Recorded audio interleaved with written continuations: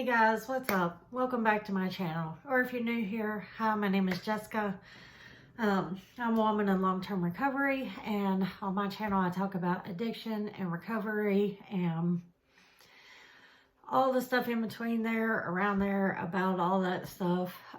Sorry, I don't really know where to look. I'm recording this on my phone because I'd already recorded this video once, and my editing software is doing all kinds of crazy stuff today, and I don't like the video that I recorded, so I'm doing it again. So if it looks like I'm looking off to the corner of your TV screen or whatever you're watching on, that's because I'm doing it on my phone, and I haven't recorded a YouTube video on my phone in a long time.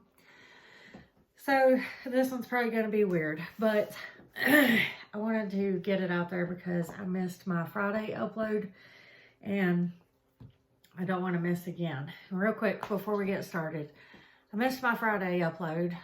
Thank you guys for being patient with me about that, but I missed my Friday upload because last week was a rough week for me. If you guys have been following me for a long time, you know that I suffer with major depressive disorder and anxiety. I'm working with my counselor and a therapist. I have a lot of childhood trauma and PTSD and things that I'm trying to work through in my life. And sometimes my depression kicks my ass. Also fought a migraine pretty much all of last week. And Friday, I just had to...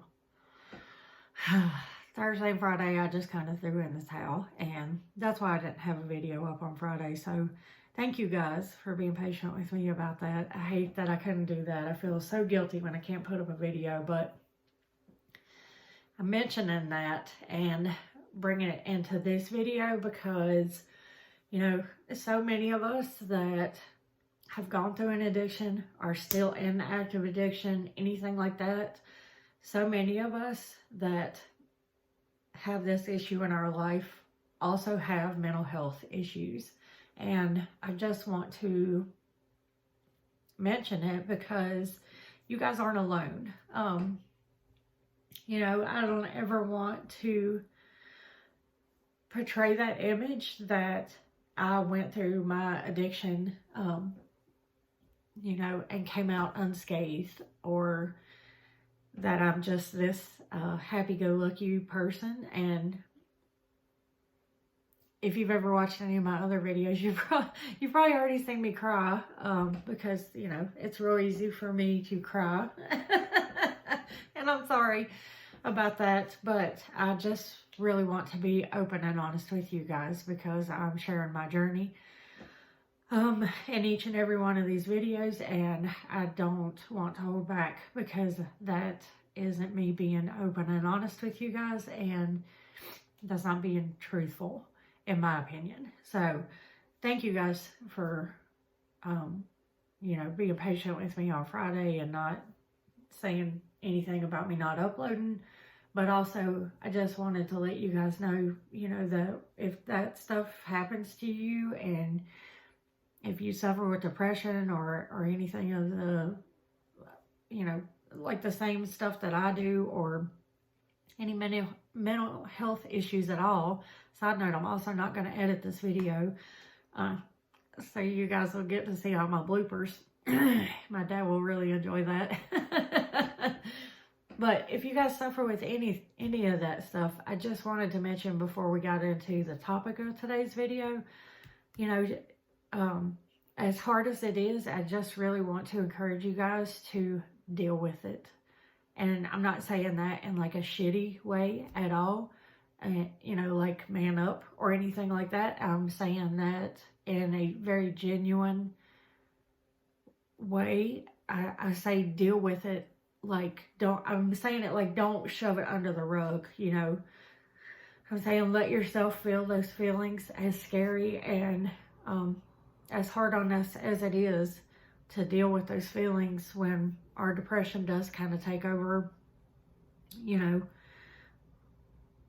because that's how we start to heal. You know, I hate it when my depression gets like that, especially when my depression gets to the point where I get like weepy and I start crying. You know, I don't mind crying when I'm at my house by myself and it's me and my dog. I don't mind that at all because I just got a dog. But anyway, but if other people are around, I do not like crying in front of other people at all. To me, it's a sign of weakness because I was told that all of my childhood. And even though I know in my brain that that is not true, you know, it's just something that I've been taught all of my life. So it's really hard for me to cry in front of other people, and I don't like it. But I want to just, I just would really encourage you guys that if you are suffering with it, whether you're in recovery, whether you're in active addiction, whether you've never suffered with any of these problems at all, but you do suffer with mental health issues, you know, I really encourage you guys to deal with it as it comes. Don't ignore it, I guess is what I'm trying to say. You know, because that's how we start the healing process, and it sucks and it's hard and all that stuff, but that is where the healing starts. So that's, I'm not going to say any more about that because today's video is the video that I promised you guys on Friday, but I didn't get to make because of all of that. And I'm going to talk to you guys today about relapse prevention. And this is the second part of the comment that Jay left me. And she, you know, I made the video on Wednesday. And if you guys haven't seen it, I'll link it in my description box. I'll try to remember to link it up here if I can. Sometimes I forget that. If I forget that, you guys remind me in the comments. But she also asked me how I could, if I would talk about relapse prevention. So I'm going to try to touch on a couple things that I can without making an extremely long video because I'm not editing it. Things that you guys can just kind of keep in your toolbox to help you out with relapse prevention. And that's what we're going to talk about today. Let me get a drink of water. It's hard to do without knowing that I can edit it. Now that I know to edit, I just want to say that. You get that safety net under you, and then you get a little more relaxed about what you'll do in front of the camera. The first thing that I want to say about relapse prevention is, well, one of the most important things that I want to say about relapse prevention, especially if it comes to like a loved one, like if you were a loved one watching this video and you're trying to figure out how you can help your family member prevent a relapse, I want to let you know that a relapse starts happening way before we pick up again. So way before your loved one ever picks up their drug of choice or their drink of choice or whatever, you know, whatever that substance is that we have a problem with. Our relapse starts happening way before we ever pick that up again. So if I had to pick, I think that that would be the most important thing that I would tell people, because I know that when I first got into recovery, I didn't realize that. I didn't realize that a relapse started before then. I always thought that a relapse was when we just, you know, in my case, like if I would go out and start doing opiates again, that's when I thought that a relapse would start again. I didn't realize that a relapse started way before I would ever go back out and pick up another opiate again. And it does. And that's a really important thing for people to know. Whether you yourself are in recovery or whether it's a family member or friend that is trying to, you know, just help somebody out that is in recovery themselves. So you guys keep that in mind. Because like I said, it's not, I don't feel like it's a well-known fact. I think a lot of people just think that a relapse is when we pick up again and we start using again. And that's not the case. A relapse happens when we let our recovery slide to the side and our relapse starts happening here, you know, in our minds, and when our emotional and mental well-being is not taken care of. the way that it should be. And when we start neglecting our recovery, that's when a relapse starts happening. And it doesn't it doesn't start, you know, when we pick up our drug of choice again. It's already been happening for a long time by the time we get to the point where we're picking up and using again. So you guys keep that in mind. Be aware of how your mental health is affecting your recovery. And I already touched on that at the beginning of the video. Just like I was saying, you know, last week was a hard week for me. I don't ever take my recovery for granted. I have a couple, you know, years under my belt in recovery, and I am very grateful that I have a couple years under my belt. And, you know, in my recovery, I can remember the very first day of my recovery. And I remember thinking that I would never get to a year, 2 years, 3 years, you know, etc. And I never take that for granted, because I feel like if I start taking my recovery for granted, then it would be very easy for me to lose that. So don't ever take your recovery for granted. Because if you start taking things for granted, then it's very easy for you to lose them. So be aware of how your mental health is affecting your recovery, and take care of your mental health. Don't take your recovery for granted. If you start letting things like that slide, then it will be very easy for a relapse to start happening. It's a very slippery slope, and that's just not something that you want to mess around with. So I know that along those lines, I know that when I start having a lot of trouble with my depression in particular, my anxiety, I can handle a lot better. My PTSD gets triggered a lot when I am in very heavily populated places, like public places with a lot of people around. So those are situations that I know of beforehand, that I can prepare myself beforehand. My depression is a whole nother monster. Sorry, I can't edit out all the ums today. But my depression really is, she's a whole nother monster. And I can't tell, you know, when I'm going to have a good day or a bad day, unfortunately. And I do take antidepressants, because without antidepressants, I'm very suicidal, and I can't handle that. And I know that there are a lot of people that tell me that I am not clean or sober because I take antidepressants, and I don't care. I don't fucking care, because it is literally the difference between life and death for me. So I don't care if people think that I'm not sober because I take antidepressants, because I would rather get up every morning and take my antidepressants and live my life than not take them to fit someone's standard and, you know, not be here. And that's literally what it is for me, because my depression gets so bad that I don't want to be here at all. And so I can't tell, you know, my depression will come out of nowhere. There are things that will trigger me, and I know that if certain things happen, or, you know, if I see certain people, or if certain subjects get brought up, you know, I know that there are certain things that trigger me that will make my depression worse. And if I let that happen, that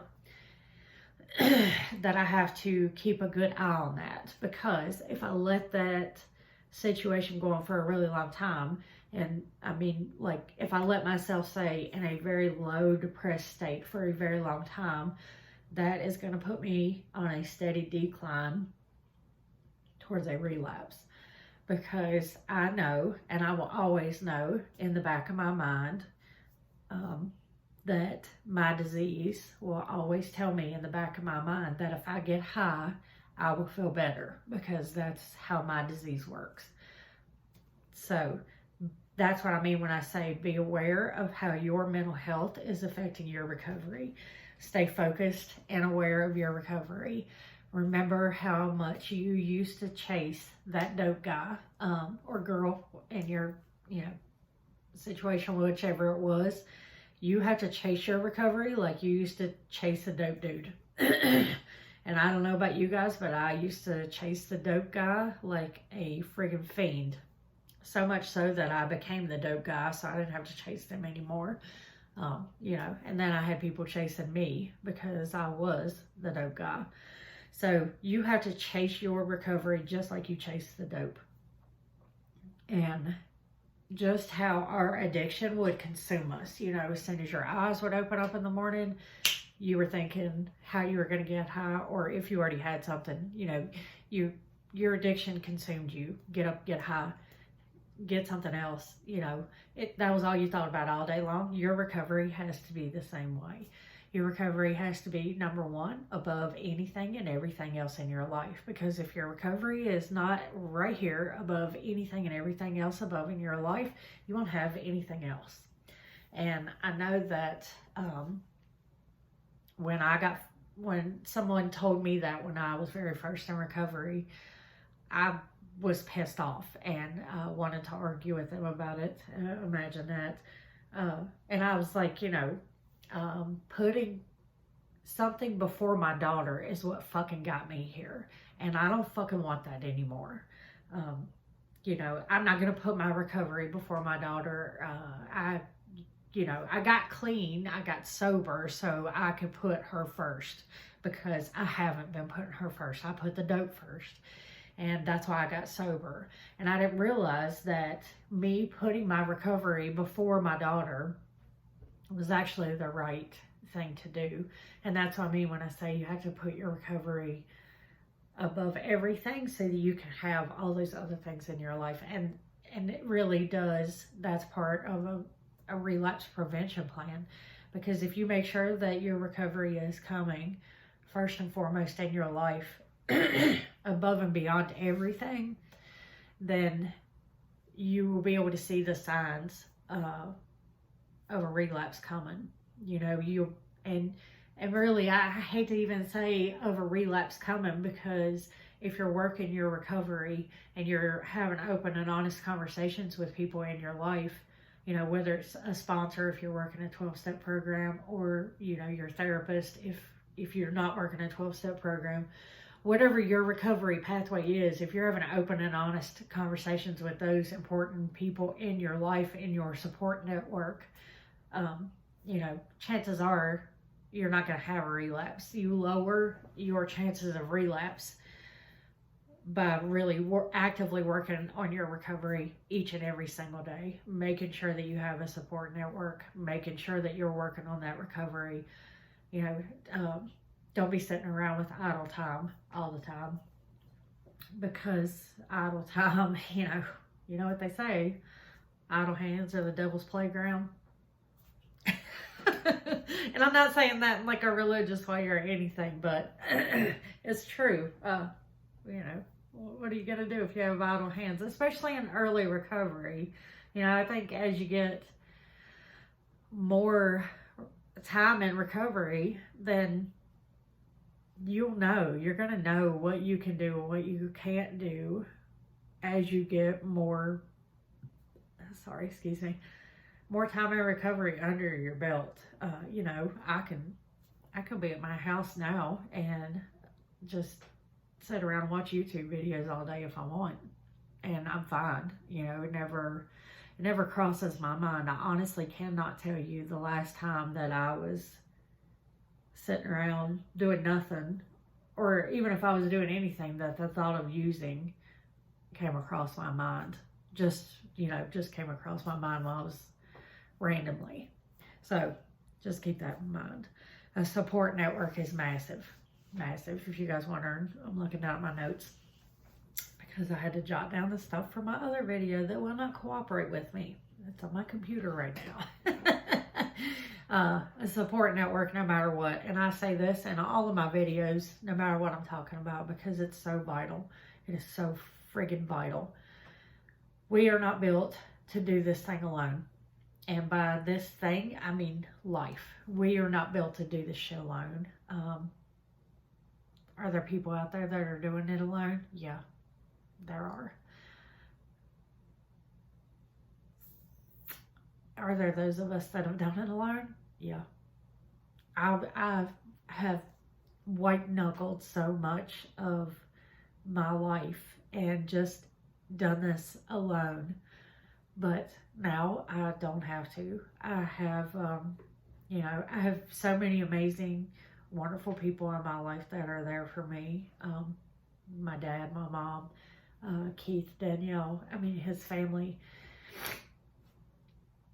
Katie, my counselor. I have more people than I should. I am supremely blessed by all the people that I have met since I got into recovery that are there for me, that I consider in my own personal support network now, that it blows my mind. I'm overwhelmed with it now, and it is so friggin' vital. It's so vital. I talk about this all the time because it makes such a difference. People are not built to go through life-changing events on their own. They're not. And when you go from coming out of an addiction and going into recovery, you need people there with you. You need people there with you. So when you get that support network, that is a big, massive relapse prevention, like neon flashing friggin' sign. So if you are the one that is in recovery and you're watching this video right now, use that fucking network. Pick up the phone and call them. I don't care if it's your sponsor, if you're doing 12 steps. I don't care if it's your counselor. I call my counselor so much that she should be getting a fucking raise. Like, I email her, I call her, make use of it, is what I'm trying to say. It doesn't, that's what they're there for, and then when the time comes, then you be there for somebody else, pass it on. And that's a NA thing that I picked up and I took with me when I left, because it's invaluable. The power of one addict helping another is invaluable. It really is. But if you are a loved one that is sitting here watching this and you're wondering how to help your loved one, your family member, your friend that is going through addiction and they're trying to maintain their recovery, be there for them. Let them know that you support them, and you guys figure out a way to do this in a healthy way. Like, set healthy boundaries for you and them, because this isn't about continuing the damage. It's about repairing damage and continuing forward together, minimizing the damage, not making more damage. So you guys need to set healthy boundaries together and have healthy conversations and, work together. But a support system for someone that's in recovery is invaluable. I hate to keep saying the damn word over and over, but it really is. Like, there is no... I'm testing my friggin' vocabulary this afternoon. Usually I do better than this, but there's no limit. There is no... I'm struggling. I can't think of another word right now. As soon as I turn off the damn camera, I'll think of a million other words that I could say to stress what I'm trying to say. But get you a support network. When you get a support network, use it. If you're in 12 steps, get people's phone numbers. If you're not in 12 steps, just start reaching out to people. If you are not in 12 steps and you don't have anybody to reach out to and you're sitting there watching this video, drop me a comment. Send me an email. Find me on TikTok. Find me on Facebook. I don't do Facebook for like this kind of stuff. Facebook's for my friends and family. But find me on TikTok. Find me on Instagram. Find me, somewhere. Every single video I put up, my contact information's in the description box below. So I will be your support network. moving on, because I can see by my timer I'm going on 25 minutes already. Holy cow. If you're on medication, and by medication I mean if you're taking maintenance medication, if you're taking antidepressants, if you're taking a daily vitamin, it does not matter. Any medication that you are on, take it as prescribed. Take it as you are supposed to take, because that's how medicines work. And if we take them as prescribed, as needed, like we're supposed to, they do wonderful things for us, especially if it's a maintenance medicine, especially an antidepressant.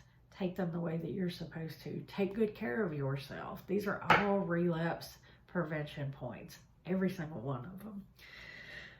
Journaling, therapy, things like that do wonders. And I used to be a very strong advocate against therapy until I started doing it myself, and until I found a therapist that I could actually start forming a bond with. So let me just say this as quickly as possible. You are the one that is paying for your therapist. If you do not like your therapist, keep going until you find another one. I can make a whole friggin' video about that. Make sure that you're managing your stress in a healthy way. And by not, non-healthy ways, we as addicts are masters in managing stress in non-healthy ways. We know all those non-healthy ways.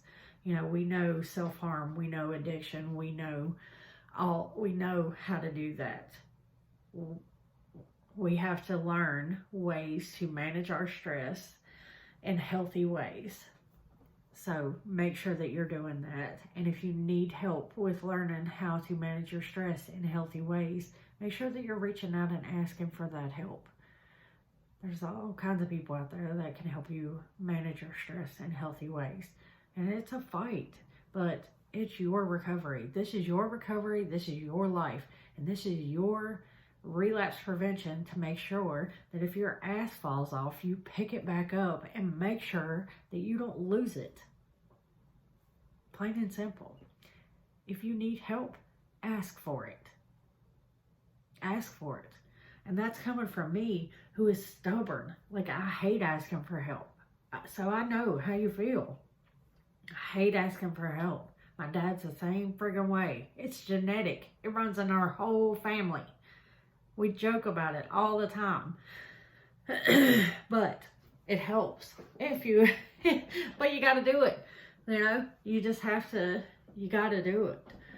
So as family members, if you see your loved one struggling, if you see that you notice that they've become withdrawn, or, you just notice a change in their character, that they're really quiet, that they're really emotional, or that they're angry, and that, if you notice changes in their character, sit down and have a conversation with them, because a relapse happens and starts way before we pick up again. So keep that in mind. That's why I wanted to mention that, and that's why I've said it so many times, because that's a lesson that I've learned the hard way. I learned it myself personally, and I've seen so many people go through it. Not just me personally. I have learned it me personally because I have gone through a relapse, and I've seen so many people that I've been trying to help, or that I've been part of their support system, or whatever the case may be. I have seen them go through a relapse, and relapses scare the shit out of me now, because if you go out now and you relapse, a lot of people aren't coming back from relapses now, because relapses will fucking kill you now. The drugs that are out there on our streets now are terrifying. And I'm not downplaying drugs that have ever been out on our streets, ever. So that's why I tell people, test your supplies. That's why I say things like that, and that's why I talk about harm reduction. We'll talk about harm reduction in a different video. It's a really controversial subject, but relapses, if people do relapse and go out, you know, it has a high fatality rate right now. Fentanyl is really prevalent right now, and a lot of people aren't coming back from a relapse. So if you guys want me to go more in depth on anything that I mentioned in this video, or if this video didn't make any sense at all to you, reach out to me, leave me a comment, and let me know, and I will go more in depth about it. Or if it's about one of them, I just wanted, you know, I just wanted to come on here and say the main ones that I could think of. And I do want to say one more thing before I go, and then I'm going to wrap it up. Remember that, and sometimes I get a lot of shit when I say this, but I'm going to say it. Remember,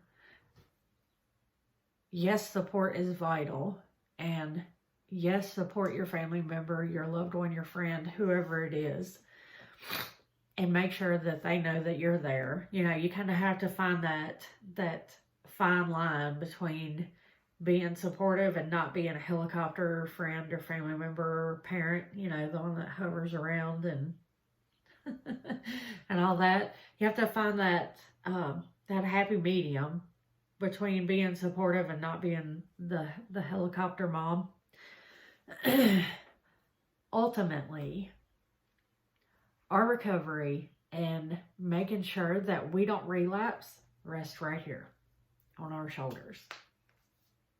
Because it's up to us to make sure that we are working our recovery every day, that we are making sure that stays at the forefront of our minds, that we are avoiding triggers. You know, change your people, places, and things. Stay away from the people that are going to trigger you. Stay out of situations that are going to trigger you. If you find yourself in a situation that is going to trigger you, or you find yourself in a situation that is triggering you, and you didn't think that it would, remove yourself from that situation as quickly as you can. That's the work that only you can do. Nobody else can do that work for you. Nobody else can make those decisions for you. If you go somewhere, if you go to a picnic, or, you know, just for example, if you go to a picnic that you think is going to be okay, and you get there and people are using, and it triggers you, and you make the decision to stay, and you relapse, that's your decision. Pick up the phone and call somebody and be like, look, there's people here that are using. I need to leave. And get your ass out of there. So, that's what I mean. Like, support your family. Support your loved ones. Let them know that you're there. Do all the things. And if it's you that is the one working your recovery, keep working it. To steal from NA one more time. It works if you work it. I hate to say that. They got a lot of catchy phrases, but they got them because they work and, you know, they're true. So, you guys just remember that. I'm going to wrap it up because it's a freaking 30-minute video. And, you know, I'm nervous about doing it on my phone and not being able to edit it. But I love you all. Take care of yourselves. Take care of each other. If you guys need anything, don't hesitate to reach out. As always, if you need Narcan or if you need to be trained in Narcan, reach out. My email is in my description box below. Don't forget to hit that like button if you like this video. If you didn't, leave me a comment. Let me know why. Or you can leave me a comment no matter what and let me know what you thought about this video. Hit that big red subscribe button if you're not already subscribed, and welcome to the family. And I will see you guys on Friday. Love y'all.